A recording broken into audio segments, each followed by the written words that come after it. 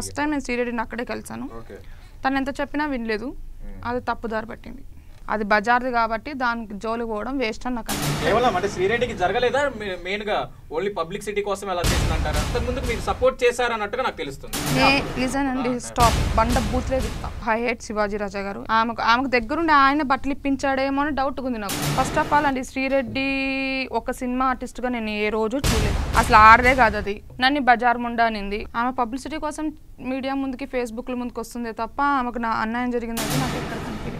Listen అండి, ఒక్క నిమిషం ఆగుతారా? బజార్ వాళ్ళతో పెట్టుకుంటే బజార్ పనులు అవుతాయి. ఫస్ట్ ఆఫ్ ఆల్ నాకు స్వాతి నాయుడు ఎవరో తెలియదు. బేవర్స్ ముండ అండి అది, బేవర్స్ ముండకే ముండ. రోడ్ లో ఎప్పుడు కనిపిస్తే చెప్పుతో కొడదాం, బట్టలు ఉడిదీసి నేనే కొడదామని వెయిట్ చేస్తున్నా శ్రీరెడ్డి.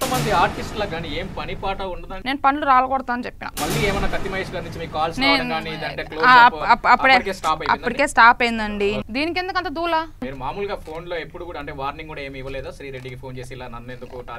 పవన్ కళ్యాణ్ గారు జోలికి వస్తే తాట తీస్తా అని 100 ఫేస్బుక్ లైవ్ లో మాట్లాడా. కుక్కలు ఎన్నో మరుగుతుంటాయి, ఆమె కుక్కతో సమానం, లేదా ఒక పంది అనుకుంటాము. శ్రీరెడ్డి అనేది ఒక గొజ్జేది కూడా అంటున్నారు మీడియా వాళ్ళు. అసలు రెండు పార్టీస్ వాళ్ళు శ్రీరెడ్డిని వాడుకుంటున్నారా? సినిమా ఇండస్ట్రీలోనే ఉంటుందండి కాస్టింగ్ కోచ్, బయట వేరే ప్రొఫెషన్స్ లో ఎక్కడ ఉండదా? ఐ హేట్ కౌశల్ ఏమి ఇండియా ఆర్మీ ఏమి హిమాచల్ పోయి ఏమి ఇండియాని కాపాడుకొని రాలే. ఒక బిగ్ బాస్ హౌస్ కి వెళ్ళాడు, 34 లక్షలు గెలుచుకున్నాడు. ఏదైనా ఉంటే నేను వాడు చూసుకుంటాం, వాడే మూసుకొని పడ్డాడు సంవత్సరం నుంచి. ఎవరో ఒక ఆర్టిస్ట్ బట్టలు కూర్చుకుందంటే ప్రతి ఒక్క లేడీ బట్టలు పోయి కూర్చొని రోడ్ మీద కూర్చోదు. అందరు సెలబ్రిటీస్ అన్నట్టు నన్ను అనకండి. కత్తిమేష్ వదిలేయండి ప్లీజ్. అసలు బుద్ధి జ్ఞానం ఇవైతే ఏవి కూడా ఇప్పుడున్నటువంటి సినీ ఆర్టిస్టులకు స్టాప్ చేస్తారా? ఆపుతారా?